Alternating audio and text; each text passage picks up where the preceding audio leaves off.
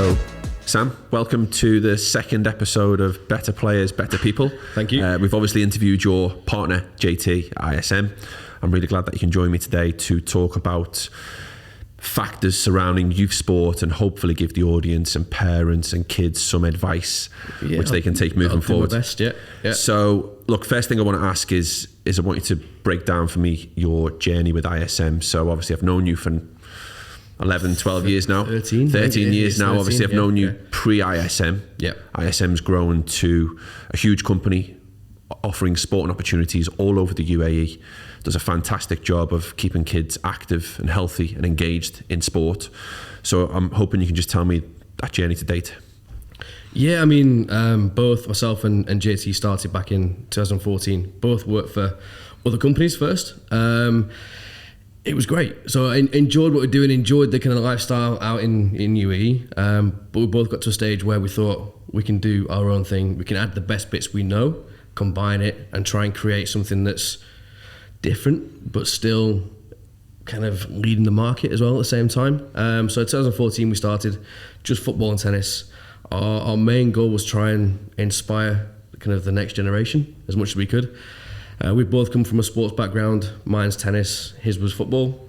And yeah, with what we were trying to do is we learned from working for other companies and try to find how best to not only see it from a coach's point of view, but from owning it at the same time. So our main thing was to try not to micromanage staff, try and employ staff that bring more to the company. So I think that's been one of the best things we've had, where we've grown as a company, because we've brought the right staff in, not ones that we've had to micromanage, ones that we've actually brought in. They've brought something else to the company as well. And I think from the start and where we are now has been a huge difference. No, it's a big success. I think it was only the other day you were telling me 40 full-time members of staff now. Close to 40. Yeah, hopefully by the end of the year we'll be up to 40 So staff. Look, let's give the coaches, the teachers, and maybe prospective teachers and coaches that aren't based in the UAE an idea of what it looks like on the ground. So obviously it's very different to the UK. First of all, we've got the sun all year round. Yeah. What's the sporting landscape look like? If you can just describe that for the viewers. It's huge. We've got so many kind of different nationalities, cultures. So it's totally different from coaching in the UK. It's fun, it's hard work, but at the end of the day, you can't beat it. You're in the sun doing what you love, trying to inspire kids to play sports. So yeah, can't beat it. I think our job's made slightly easy that the demand for sport is here. We've got the Dubai Fitness Month taking place in the next few weeks. I think the demand to get kids involved in sport is certainly here.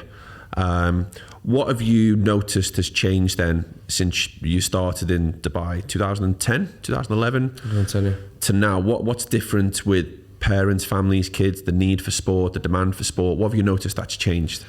There's definitely a bit of a change in mentality. When we first started, there wasn't as many companies doing what we were doing. So as it's kind of developed over the last 10, 15 years, we've noticed there's a lot more companies offering the same kind of product.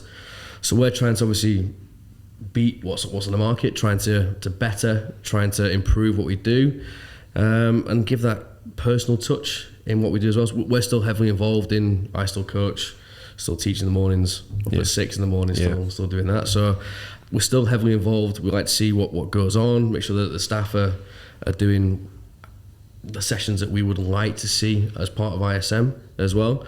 But yeah, I think across the whole of Dubai, the last 10 years, we've seen a massive demand for sport in general. I think there's not as much opportunity to go out after school and play in parks. Yeah. There's a lot more demand for organised activities. The kids want to be a bit more active. Parents don't want to see them go home and play on their iPads. So I think in our job, it's our job to try and inspire the kids to want to come to us, want to play sport, want to have that active lifestyle. And it makes parents' jobs easier if the children enjoy playing sports. Yeah. So it's not going to, I don't want to say force them, but try and encourage them to do more. It's down to the kids. If they want to play, if they want to do sports, our job is done. Yeah. And look, I know you're on the courts this morning. You're in here now in your ISM coaching top, but you are a successful businessman. You have started a company from scratch. You've grown it over a number of years. It's got longevity. It's got a strong reputation. Why do you still coach then? Enjoyment is one. There's a lot of clients I've had for the last 13 years which have become friends as well. And yeah, for me, it keeps me active as well. It gives me kind of, early mornings are good. It gets me up, gets me about. I think in the mornings I function better if I've done something in the morning first thing. So a bit of sport, again, that healthy lifestyle. If you do something early in the morning, your brain works better, your mind works better. So for me, it's a lot of factors. Enjoyment, healthy style, and yeah, I've made friends along the way as well. I think that's the message for parents certainly listening, but maybe definitely teenagers as well. Certainly when it gets to exam season, we do see a drop-off in sport, but obviously I'm sitting here now speaking to someone who goes into meetings, high stressful situations, is dealing with staff. You still make time in the morning to get some exercise in. Yeah, if I don't do something in the morning, I notice a different. Yeah, definitely. Yeah. I'm not as switched on, so just half an hour, get your heart rate up, anything in the morning. So before school, if you walked, I used to walk to school every day. It was like 3 miles, and yeah, when you got there, you feel like you've done a bit of work, but your mind switched on. You function better. So for me, if you can do half an hour, even 20 minutes, just anything to get your heart rate up in the morning, it makes a big difference. Was that 3 miles in the rain?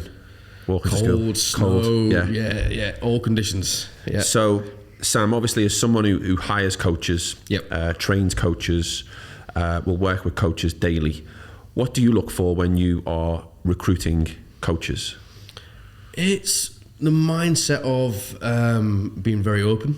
So obviously, we live in UAE, lots of different cultures, so we need someone that's going to be open to different cultures, how people do certain stuff. It's different from working in the UK.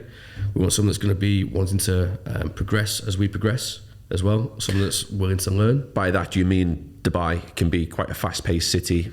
Definitely. People, that transition from the UK can be difficult, get left can't it? Behind, yeah. I think a lot of people from the UK will come across think it's a holiday. Yeah. They'll work 3 hours in the evening. It's not. You work harder here, longer hours, but then you enjoy the time off you have as well. Yeah. What would be your non-negotiables then if you were to go and watch a coach deliver a session, tennis session, for example? What would be your go-to factors to be looking for to know that coach is going to give the kids the best experience? Fun for me is a big thing, especially with the ages we teach. So we start at age of 3.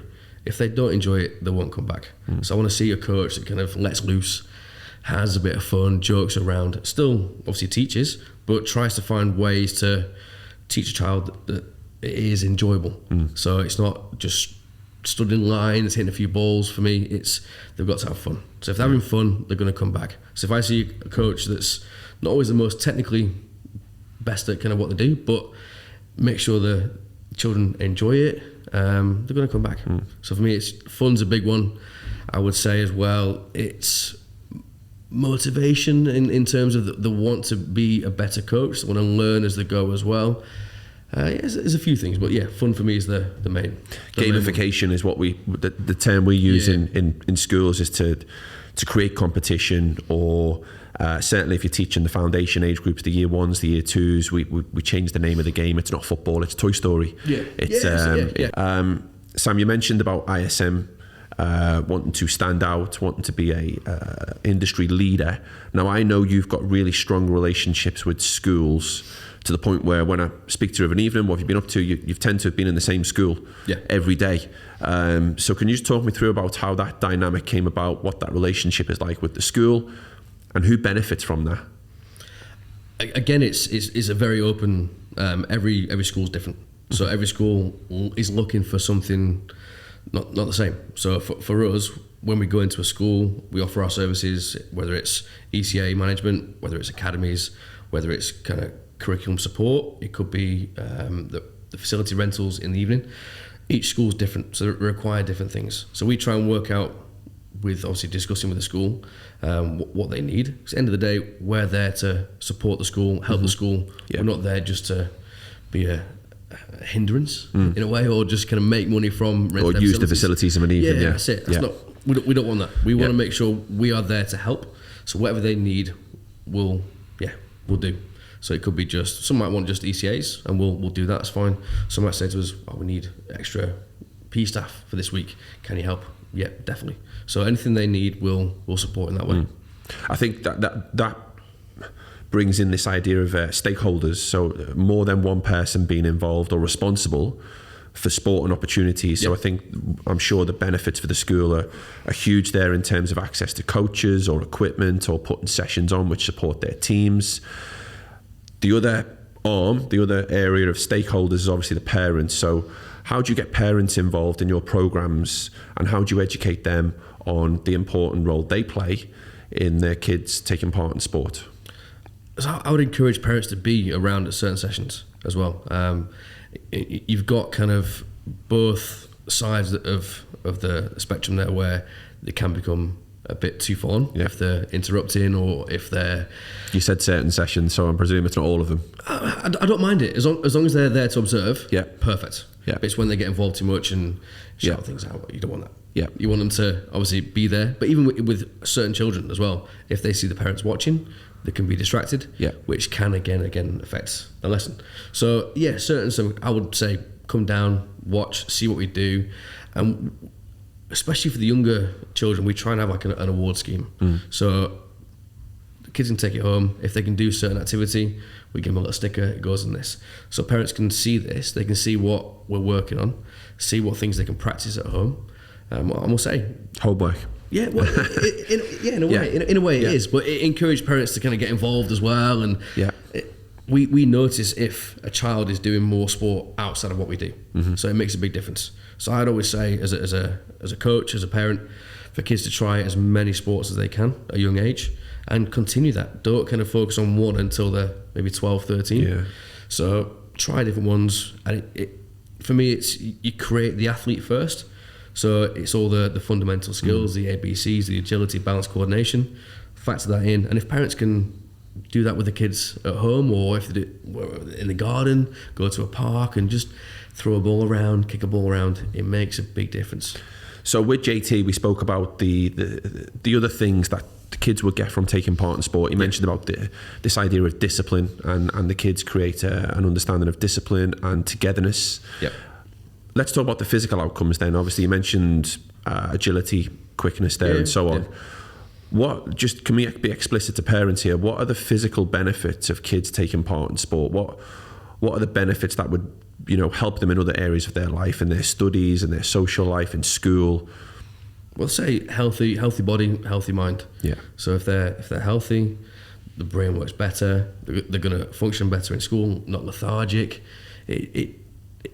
I can't think of a negative thing about playing sports at all. You'll see a difference across the motivation. You'll see a difference in their personality at times. They seem happier, a bit more willing to do things rather than just go home and lie on the settee, for example, play their iPad. So for me, if the healthy body does create a healthy mind. And that's a good cue, I think, for parents to notice personality changes. I think definitely. Maybe more paramount in the teenage years.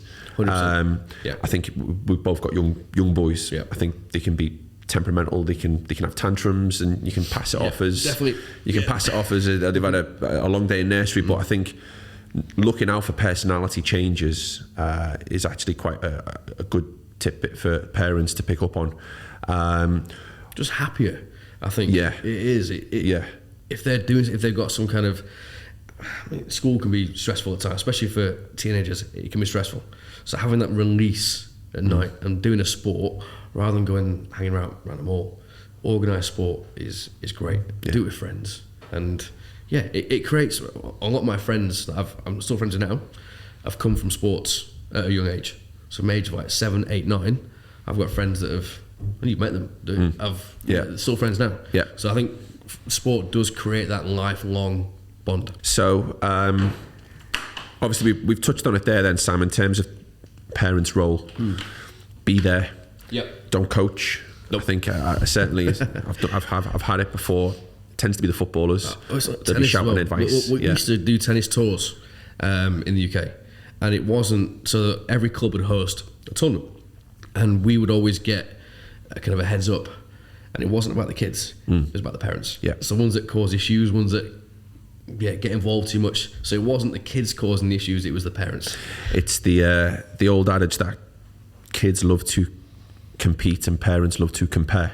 Yeah. They're not watching that match, they're watching their boy or their girl compared to the rest of the team, and it's the need to feel like they need to give instructions and so on. So we've mentioned that already, but what else would you give to parents? What other advice would you give them in terms of their role in letting their kid have the opportunity to benefit from the physical outcomes, the mental, the social outcomes?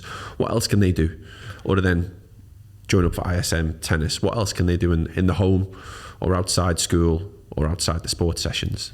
I mean, kids from a young age, even my son who's just turned 3, they'll copy what the parents do. So for me, even just around the house, we've got balls, soft balls, so it doesn't break anything. But he's getting to a stage now where he's hitting it and he's hitting it hard. So we are limited in what we can do, but just anything, throwing and catching, taking to a park, just anything they can do with a ball, a racket, a club. He was watching golf the other day, and he's got these little mini golf clubs, and he was watching the way they were teeing off and hitting the ball, and literally copied it. Yeah. So at a young age, they will follow their peers. So if the parents are active, if they see the parents exercising or see the parents playing sports, they'll want to do the same thing. So if the parents lead a healthy lifestyle, no doubt the children will copy and follow. So from a young age, if they're around sports, around kind of physical exercise, they're going to copy it as well. There's a growing body of research now suggesting this. I think it was a research article released recently on mothers. If the healthier and the fitter the mother was, the more chance their kids would follow suit. So I think completely agree. It's common sense almost, but I think it's an important message for parents to hear. Sam, thank you very much for your time. Before we finish, is there any way that parents can reach out to you to get involved with tennis? Yeah, definitely. Yeah. So my email is info@ismsports.org. Our website is www.ismsports.org. Any questions you have, or if you want to get your child into sports, please reach out. And is that from 3 years old up? Sometimes if we do a bit of nursery work as well. So we will go younger. But normally 3 is a good age, 3 and above. Okay, brilliant. Thank you very much, Sam. Cheers, thank you. Appreciate that. Thank you.